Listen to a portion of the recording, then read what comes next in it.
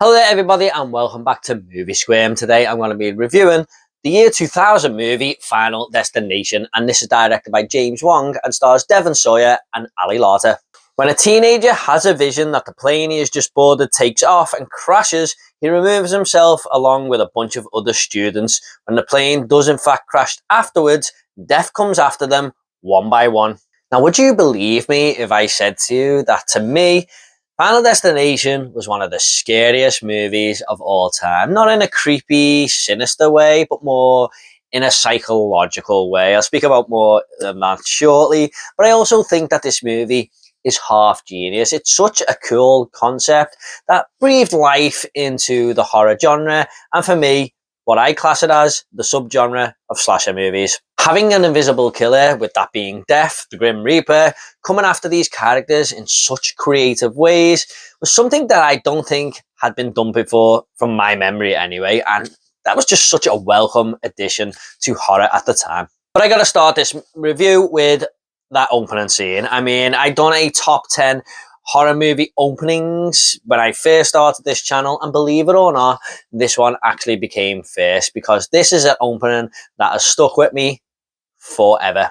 As someone who is not the best flyer, this movie actually confirmed that view that I have, and every time I go on holiday or I have to get on a plane, this movie enters my damn head as soon as I get to the airport.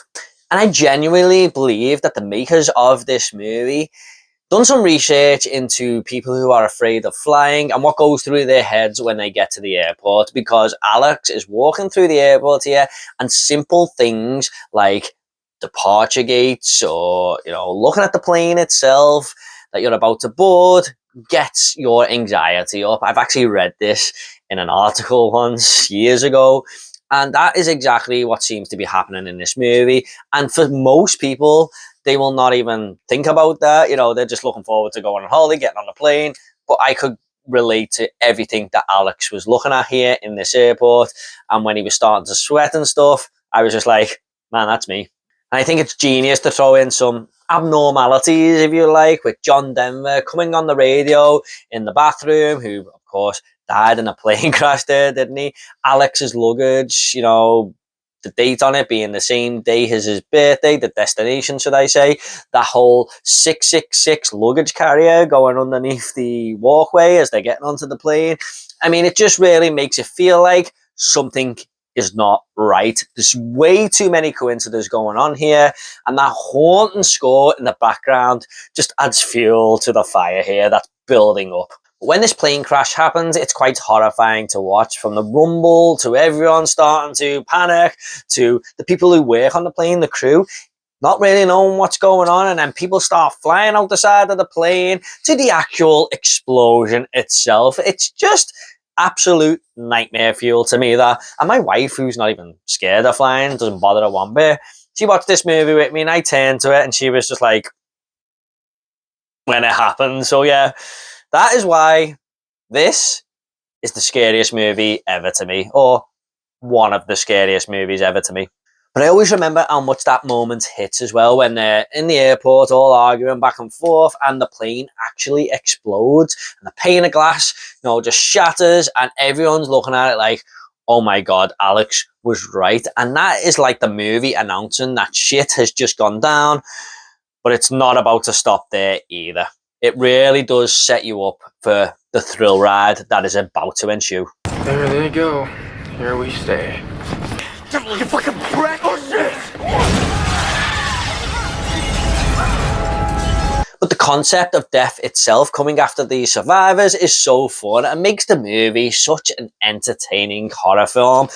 Like, household items can just become death traps now as we get creative with the kills, and we soon see, but also just these characters and the surroundings can take them out at any moment if they are next on the list. And I believe this movie would have made one or two people imagine scenarios where they've kind of got to be careful. Like, if they've just watched Final Destination the site before and they're going on something like a construction site, they're probably thinking in their heads, man, something could really go wrong here at any time. This is such a dangerous environment. Or simple things like boiling the kettle can kind of make you look over your shoulder a little bit there. I'm not saying everyone, of course, but I just bet that there's one or two people out there who have imagined these scenarios, of course. I mean, me and my friends used to think, imagine Final Destination was real right now. What would happen where we are standing and what's around us? So yeah, that was more of a fun way of looking at it anyway. But I've got to say, some cool deaths do ensue here. We are only at the start of the franchise, so the sky is the limit for the next bunch of movies that are going to come after it. But I mean, I still think there's some really awesome ones in here. You know, Todd getting strangled by the shower wire and his eyes going red raw. That one always kind of gets to me, really. You got Terry being whacked by the bus out of nowhere, and you're just like, what the fuck? And that's what some of these kills are. They're very impactful. They're out of nowhere, really. And you got Billy, of course, being another example of, you know, the scrap metal just taking his head off. I mean, they're very sinister kills as well, but yeah, there's just so much fun to watch.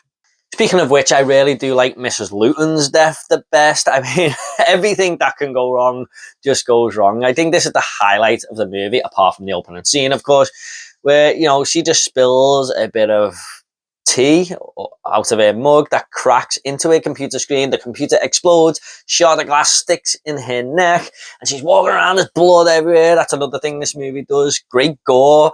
And then she kind of falls to the floor, and this knife sticks in her, and then this chair falls on the knife and impales it even more before the house explodes. I mean, man, what a great moment that is. I mean, I did mention it, but it is kind of a slasher in disguise, with this killer just going around taking these people out in the most creative ways possible.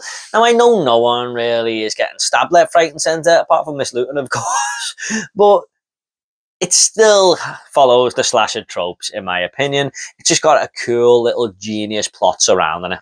It's funny to me as well how Death actually gives these characters a chance as well. Like, he will give a certain person in the group, mostly Alex, a premonition of what's about to happen. So Alex will see the bus in the reflection in the window just before Terry gets hit by it.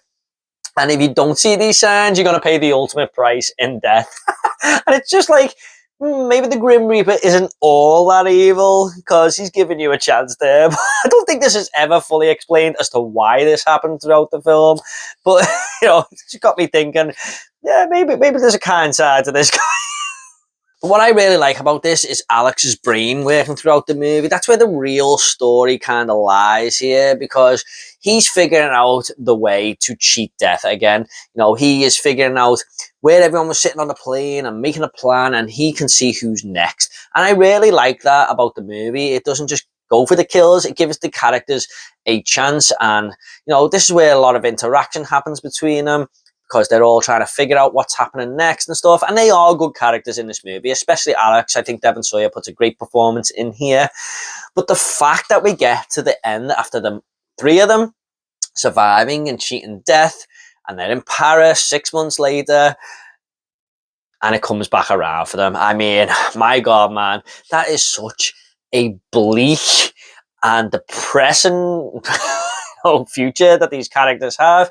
No matter how many times they cheat death, it's just going to come back and come back and come back. And for the rest of their lives, they're going to be looking over their shoulder. That's what horror's all about, man. And when that sign falls on Carter right at the end of the movie, I was just like, man, what a friggin' ending that is.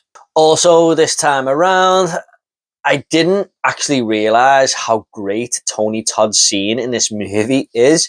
I don't know if it's his passion or whatever, but maybe I think it's more the fact that I'm a little bit older now watching this movie.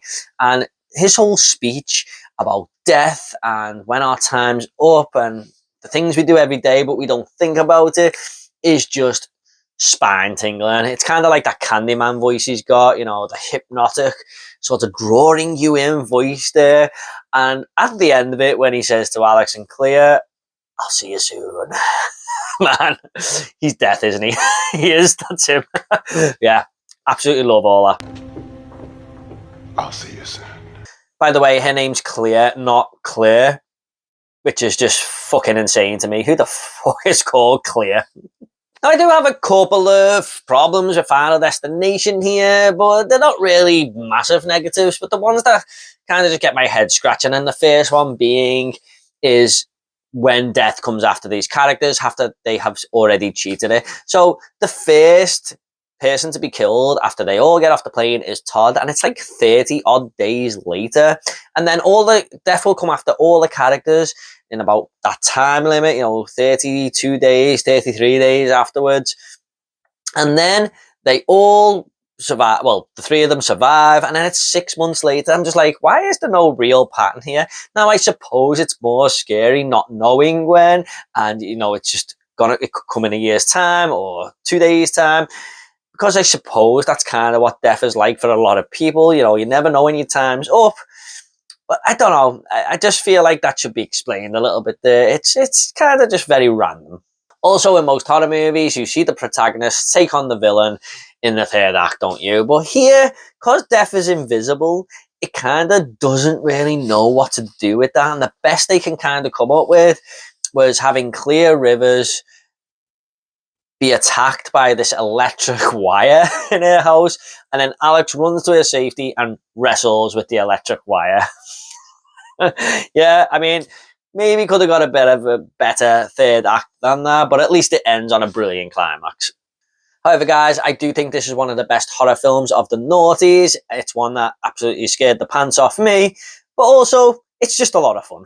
Okay, I'm just going to go ahead and rate this movie now. I'm going to give Final Destination an 8 out of 10. I'm really looking forward to going through the rest of these movies in the franchise leading up to Bloodlines now.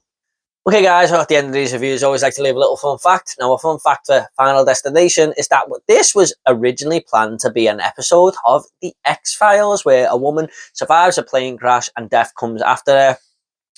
We're using the dead people in the plane crash as little vessels to get to her. Interesting, but I'm glad they made a movie out of it because I absolutely love Final Destination. Okay, guys, hope you all enjoyed this review. What do you think of Final Destination? Is this your favourite in the franchise? Please do let me know in the comments down below. I'm looking to review all these movies and rank them at the end after Bloodlines comes out, so look out for that. Thanks so much, guys. If horror is your sort of thing, please give this video a like and subscribe to this channel. It really helped me out. You all take care, and I'll see you all in the next video.